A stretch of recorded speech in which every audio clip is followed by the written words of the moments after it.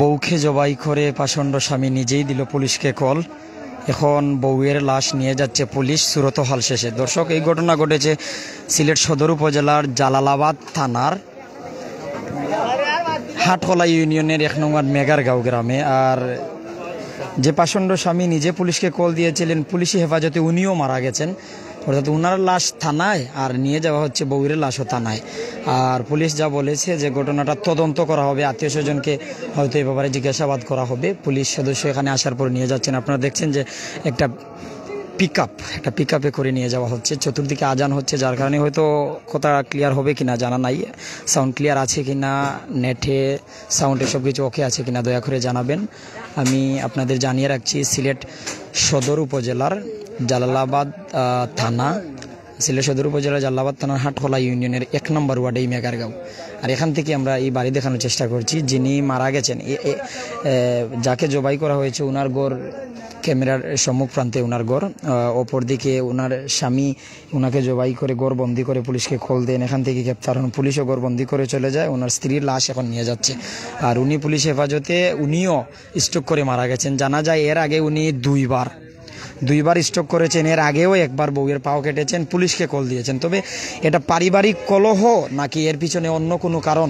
উনি কিন্তু ডায়াবেটিস উনার ছিল, যেই ঘটনা ঘটেছিল ওনার ডায়াবেটিস অত্যাধিক মাত্রায় হয়তো উঠে গিয়েছিল। অনেকে বলছেন উনি এর আগে 2বার স্ট্রোক করেছেন। উনার নাম বাবুলাল, বয়স 55 থেকে 57 হবে। উনার 3টি ছেলে, 1টি মেয়ে আছে। ছেলে মুচি, 3 জনের মধ্যে মনে হয় 2 জন সেলুনে কাজ করেন, আর মেয়ে হয়তো বাড়িতেই থাকেন, অথবা অন্য কোনো জায়গা হতে পারে। মেয়ে সম্পর্কে জানা হয়নি আমাদের। তবে 3 ছেলে 1 মেয়ে। উনার নাম বাবুলাল, উনার বাড়ি সিলেট সদর উপজেলার জালালাবাদ থানার মেগারগাঁওয়ে। এখানে পুলিশ কিন্তু নিয়ে যাচ্ছে, উনার লাশ পিকআপ করে নিয়ে যাচ্ছে। এলাকার মানুষজন এখানে ভিড় করেছিলেন, এটা আমরা আপনাদের দেখাচ্ছিলাম। তো বিভিন্ন জায়গা থেকে আপনারা কিন্তু আমাদের সাথে যুক্ত হচ্ছেন সিলেটি চ্যানেলে। আমি নুমান আছি এই মুহূর্তে যে জায়গায় ঘটনা হয়েছে, যে বাড়িতে ঘটনা হয়েছে সেই জায়গায়। এর আগে কিন্তু আমি প্রাইম সিলেটে একটি লাইভ দিয়েছিলাম, এখন আবার সিলেটি চ্যানেলে লাইভে যুক্ত হয়েছি। আমি জানানোর চেষ্টা করছি যে পারিবারিক কলহ নাকি অন্য কিছু, এই বিষয়টি কিন্তু ক্লিয়ার হয়নি। আজ 8 মে সিলেট সদর উপজেলায় চলছে নির্বাচন। কেউ ভোট দিতে, কেউ বা কাজে, যে সময় ব্যস্ত, এই সময় কিন্তু এই ঘটনা উনি ঘটান। এলাকায় চাঞ্চল্যের সৃষ্টি হয়েছে। আসলে কেউ বা শুনে বিশ্বাস করতে পারছেন না, কেউ বা শোনার পর ভাবছেন কেমনে এমন হবে যে একজন স্বামী তার বউকে জবাই করবে, তারপর শুধু জবাই করে শেষ নয়, গড়বন্দি করে পুলিশকে কল দিবে, পুলিশের হাতে নিজে আটক হবে।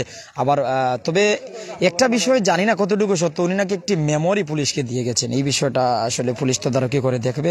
আর পুলিশ যা জানিয়েছে, আমাদের জবানবন্দি পুলিশে জানিয়েছে যে জবানবন্দি আত্মীয় স্বজন অর্থাৎ আশপাশের যে গড়ের মানুষ আছেন তাদের জবানবন্দি উনারা নেবেন। এমনকি নেওয়ার পর উনারা এই বিষয়টি দেখবেন যে অন্য কেউ সহযোগিতা করেছিল কিনা, অর্থাৎ এই ঘটনা ঘটানোর সময় অন্য কেউ সহযোগিতা করছিল কিনা, এই বিষয়টা তারা একটু দেখবেন। আশপাশের সামনে কিন্তু পুলিশের গাড়ি।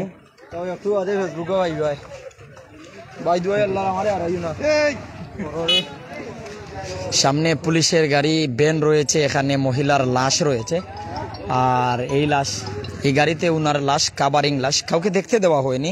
পুলিশ যা জানিয়েছে যে গলা দ্বিখণ্ডিত, অর্থাৎ গলা দ্বিখণ্ডিত করা এই অবস্থায় কাউকে লাশ দেখানো যাবে না, হয়তো মানুষজন ভয় পাবে, এই বিষয়টা জানানো হয়েছে।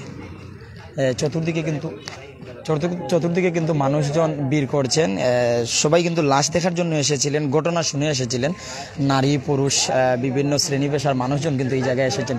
যে জায়গা থেকে আমি সরাসরি আপনাদের সাথে যুক্ত হচ্ছি, আপনাদের আমি জানানোর চেষ্টা করছি যে আসলে আপনারা যদি জানতে চান কমেন্ট করবেন অবশ্যই। আমার ক্যামেরার সম্মুখ প্রান্তে একটি বাড়ি আপনারা দেখতে পাচ্ছেন। আমি আপনাদের ক্লিয়ার করে জানাই, এরিয়ার মানুষ হলে হয়তো আপনারা চিনবেন।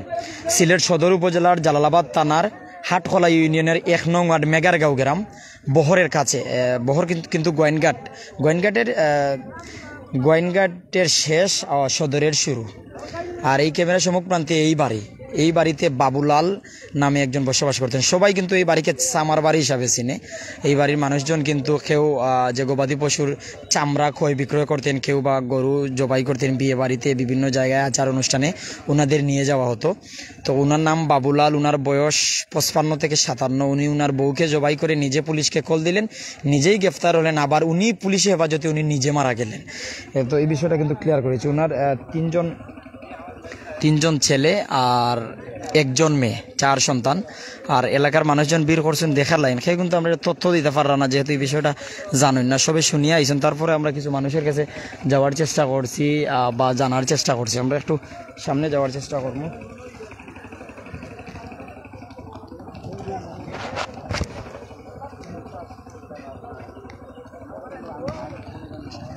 সামনে যে পিকআপ, এই পিকআপেই ওই মহিলার লাশ রাখা হয়েছে, নিয়ে যাওয়া হবে। এলাকার মানুষজন কিন্তু সহযোগিতা করছেন।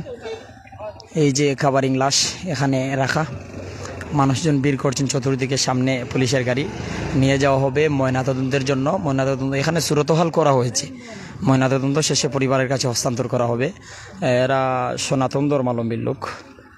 নাম বাবুলাল, আর ওনার স্ত্রীর নাম এখনো জানা যায়নি। ধারণা করা হচ্ছে 40 থেকে 42 বছর ওনার বয়স হবে।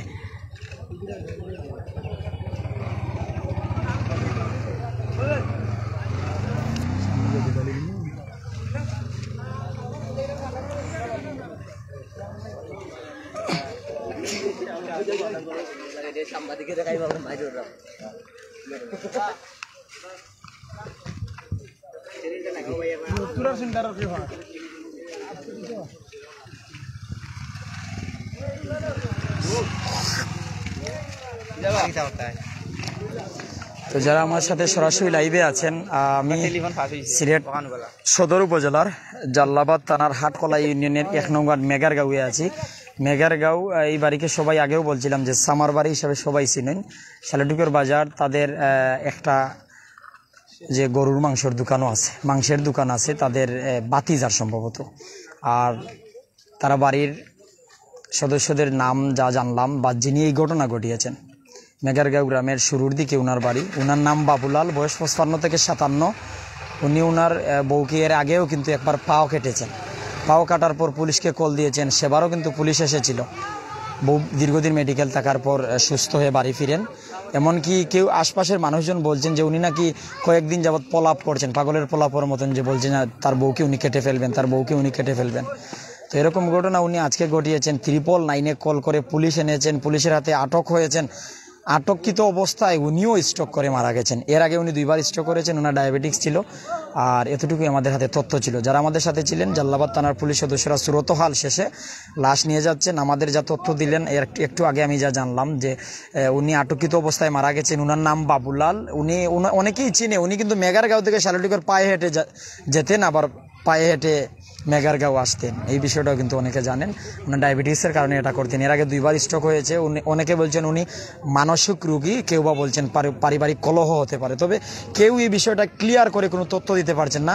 পুলিশ সদস্যরা যারা এখানে এসেছেন, এখানে যিনি যা আমাদের জানালেন একটু আগে, উনি বলেছেন যে আশপাশের ঘরের মানুষজনকে হয়তো তারা নিবেন, তাদের কাছ থেকে তারা জবানবন্দি নেবেন যে বউকে জবাই করার সময় কেউ সহযোগিতা করেছে কিনা। হয়তো একার পক্ষে জবাই করা সম্ভব নয়। বউয়ের বয়স 40 থেকে 42, অর্থাৎ ওনার দেহে তো অবশ্যই শক্তি আছে। একজন মানুষকে তো স্বাভাবিকভাবে জবাই করলে চিল্লানি দিতে পারে বা অনেক কিছু হতে পারে, দস্তাদস্তি হতে পারে। তবে এই কেমনে কি হলো, আশপাশের মানুষজন কি জানেন, এই বিষয়টা জানার জন্য পুলিশ সদস্যরা আশপাশের মানুষজন নিতে পারেন, এই বিষয়টা জানিয়েছেন। কেউ যদি সহযোগিতা করে থাকে, কেউ এই ঘটনার সাথে জড়িত থাকে, তাকে গ্রেফতার করা হবে, তাকে আইনের আওতায় আনা হবে, এই বিষয়টি জানিয়েছেন। আর লাশ নিয়ে যাওয়া হচ্ছে, স্বামীর লাশ অলরেডি পুলিশে হেফাজতে, আটকিত অবস্থায় যেহেতু উনি মারা গেছেন, বউয়ের লাশও নিয়ে যাওয়া হচ্ছে পুলিশে হেফাজতে। তবে ময়নাতদন্ত শেষে পরিবারের কাছে হস্তান্তর করা হবে। এটাই ছিল আমাদের কাছে আপডেট। ভালো থাকুন, সুস্থ থাকুন। আমরাও চাই যদি এই ঘটনার সাথে কেউ বা কারা যদি জড়িত থাকে, আত্মীয়স্বজন বা আশপাশের মানুষজন যদি জড়িত থাকে, তারা আইনের আওতায় আসুক, সর্বোচ্চ শাস্তি তাদের হোক। এলাকায় এরকম ঘটনা এর আগে কিন্তু ঘটেনি। এই বিষয়টা আমরা আপনাদের জানাচ্ছিলাম। হয়তো সত্য গোপন থাকে না, সব সত্যই ক্লিয়ার হয়ে বাহির হয়ে আসবে। ধন্যবাদ সবাইকে, ভালো থাকুন। আসসালামু আলাইকুম।